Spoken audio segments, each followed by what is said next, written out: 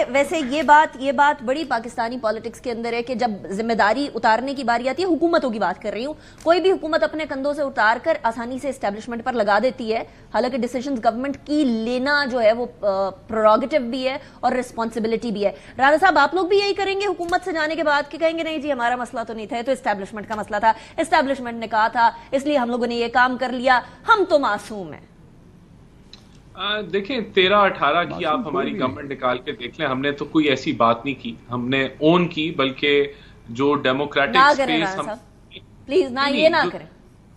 نہیں دیکھیں 2013-18 میں تو ہم اپنے سارے سٹیپس اون کرتے ہیں، چاہے وہ معاشی ہوں کوئی اور ریفارمز کے ہوں، ہم خود اس کو اون کرتے ہیں، بلکہ ہم نے ڈیموکریٹک سپیس کو انہانس کیا، اور وہ اس کی ایک وجہ جو تھی وہ جو میثاق جمہوریت تھا وہ امپلیمنٹ بے شک پرفیکٹلی نہ ہوا، لیکن وہ ایک میجر وجہ تھی۔ پھر جو پلان پی ٹی آئی آیا، جو پروجیکٹ پی ٹی آئی آیا، اس نے وہ اس ڈیموکریٹک سپیس کو بالکل ختم کر دیا یا سکویز کر دیا۔ تو اس کا کریڈٹ میں خان صاحب کی پولرائزیشن کی سیاست کو دوں گا کہ جنہوں نے جو ایک اپوزیشن گورنمنٹ کا ملک کی ایجنڈے کے اوپر بیٹھ کے کوئی فیصلہ چلیں، دس از اے لانگ ڈیبیٹ رانا صاحب، دس از اے ویری لانگ ڈیبیٹ، اس کے اندر آپ پہ بھی الزامات لگیں گے، پی ٹی آئی پہ بھی لگیں گے، دونوں جس طریقے سے آئے حکومت میں اس پہ الزامات لگیں گے، اور رسپانسبلٹی کسی طریقے سے اسٹیبلشمنٹ پہ شفٹ نہیں کی جا سکتی پولیٹیشنز کی طرف سے۔ لیکن مجھے یہ بتا دیجئے گا، اب ہم وزیر خزانہ کی بات مانیں یا وزیر اعظم کی بات مانیں، ہم اگلے IMF پروگرام کی بھی تیاری کریں یا پھر ہم کہیں نہیں یہ تو آخری ہوگا؟ دیکھیں، ایک وجہ کہ IMF کے پروگرام بار بار ہم لیتے ہیں وہ یہ ہے کہ ہم ان کو مکمل ہی نہیں کرتے، جو ریفارمز ریکوائرڈ ہے وہ ہم پورے نہیں کرتے۔ میں اس کے اوپر صرف آدھا منٹ یا 1 منٹ لوں گا۔ دیکھیں، بہت بڑی ایک میجر ریفارم جو ہو رہی ہے، جس کے نتائج آنا بھی شروع ہو گئے، وہ آپ کی ڈیجیٹائزیشن آف FBR ہے، اور اس میں 45 لاکھ انڈیویجولز آئیڈینٹیفائی ہو گئے ہیں کہ جن کی ٹیکسیبل انکم ہے لیکن وہ فائلر نہیں ہے، تو ان کی انکم جو ہے وہ اسیس ہو رہی ہے، اور جلد آپ دیکھیں گے کہ ان کو جو ہے وہ جو ٹیکس فائلر بھی بنایا جائے گا اور ان سے انکم ٹیکس وصول بھی کیا جائے گا۔ نمبر 1، جو ہم نے نان فائلرز کے اوپر پیونیٹیو سخت میجرز لیے، اس کے بھی نتائج آ گئے۔ صرف جون کے مہینے میں 3 سے 4 لاکھ نان فائلرز بن گئے، جو کہ ریکارڈ ہے ایک آخری مہینے کے اندر، کہ یہ اتنی بڑی تعداد میں۔ تو جو ہم نے کہہ رہے تھے کہ ٹیکس نیٹ نہیں بڑھایا یا ٹیکس بیس نہیں بڑھائی، ہم نے نان فائلرز کو مجبور کیا ہے کہ وہ فائلرز بنے۔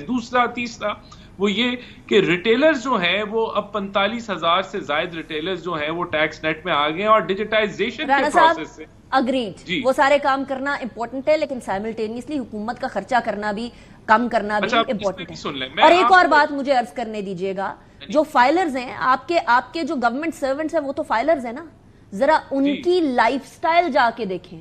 بلوچستان، سندھ، پنجاب، KPK کے افسران کا لائف سٹائل دیکھیں، اور یہ چیک کریں کہ کیا ان کے مینز کے ودن وہ رہ رہے ہیں یا نہیں رہ رہے۔ وہ جتنا خرچہ کر رہے ہیں، جو چیزیں خرید رہے ہیں، جہاں جہاں وہ ٹرپس لگا رہے ہیں، جو گاڑیاں لے رہے ہیں اور جو گھر لے رہے ہیں، کیا وہ ان کی تنخواہ سے مطابقت رکھتی ہے؟ یہ تو کوئی بہت مشکل کام نہیں ہے نا۔ انیکا، یہ ڈیجیٹائزیشن سے ہوگا۔ جو انٹیگریشن آف ڈیٹا ہے جو ہم کرنے جا رہے ہیں، چاہے وہ FBR ہے، نادرا ہے، ایکسائز ہے، آپ کے ایئر ٹکٹس کی خرید ہے، بینکنگ کا نظام ہے، جب وہ سارا انٹر کنیکٹڈ ہو جائے گا، جب ڈیٹا شیئرنگ فلوئڈلی ہوئے گی اس ڈیجیٹائزیشن سے، تو یہ فوراً پتہ لگ جائے گا کہ ایک آدمی جو کہ فورن ٹرپس لگا رہا ہے، جو کہ مہنگی گاڑیاں خرید رہا ہے، جس کی جو زیادہ عیاشی کر رہا ہے، اس کی کیا انکم ہوگی اور وہ کتنا ٹیکس دے رہا ہے۔ تو یہی تو ڈیجیٹائزیشن کا پروسیس ہے، جو ہیومن ایلیمنٹ کو، یہ بہت بڑا ریفارم ہے جو ہر کوئی اگنور کر رہا ہے کہ ہم کوئی ریفارم نہیں کر رہے۔ دوسرا دیکھیں، میں ضروری جو امپورٹنٹ پوائنٹ ہے وہ پرائیویٹائزیشن ہے۔ آپ نے کہا اخراجات کم کیسے ہوں گے؟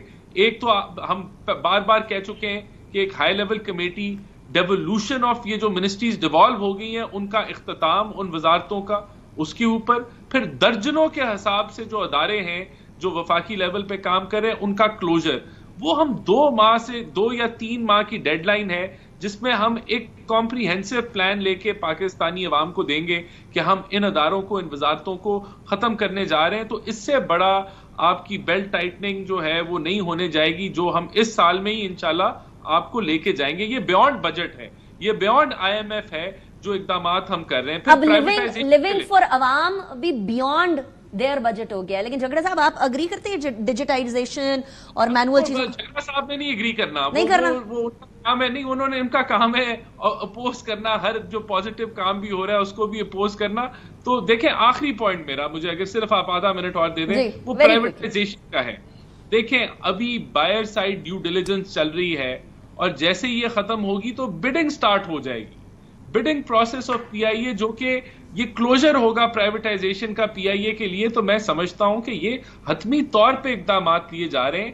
تو یہ ڈاؤن سائزنگ آف گورنمنٹ یا پرائیویٹائزیشن کا جو پروسیس ہے, جس میں ہم یہ جتنا 1000 ارب کا نقصان جو ہوتا ہے سالانہ, اس کے اختتام کی شروعات ہو رہی ہے. انٹرسٹنگ.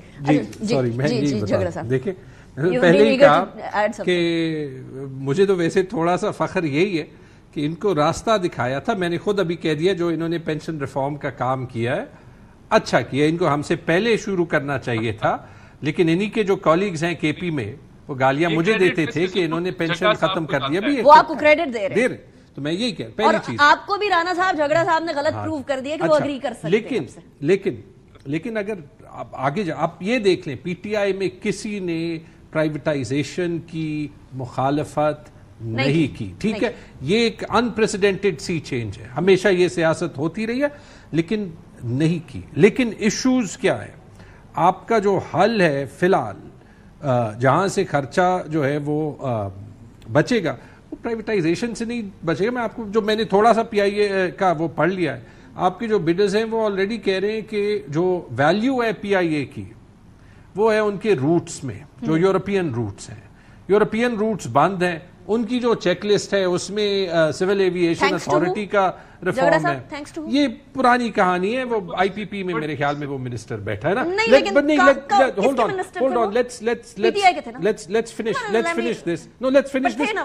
پھر آپ اپنی تنقید کریں, بالکل تھے.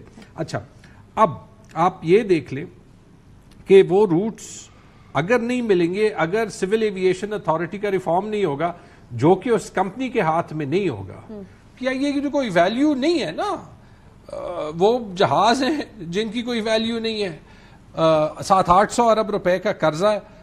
اب آپ ڈیجیٹائزیشن تو کر رہے ہیں, اس ڈیجیٹائزیشن میں اگر گورنمنٹ کی ریفارم کی انٹینٹ نہ نظر آئے تو جو بار بار ہوا ہے, اور ابھی پریزیڈنٹ لے لیں, ابھی خود اس دن فائنانس منسٹر نے کہا ہے کہ جو ریٹیلرز کی رجسٹریشن کا سکیم تھا وہ فیل ہو گیا, کچھ اور سوچنا پڑے گا.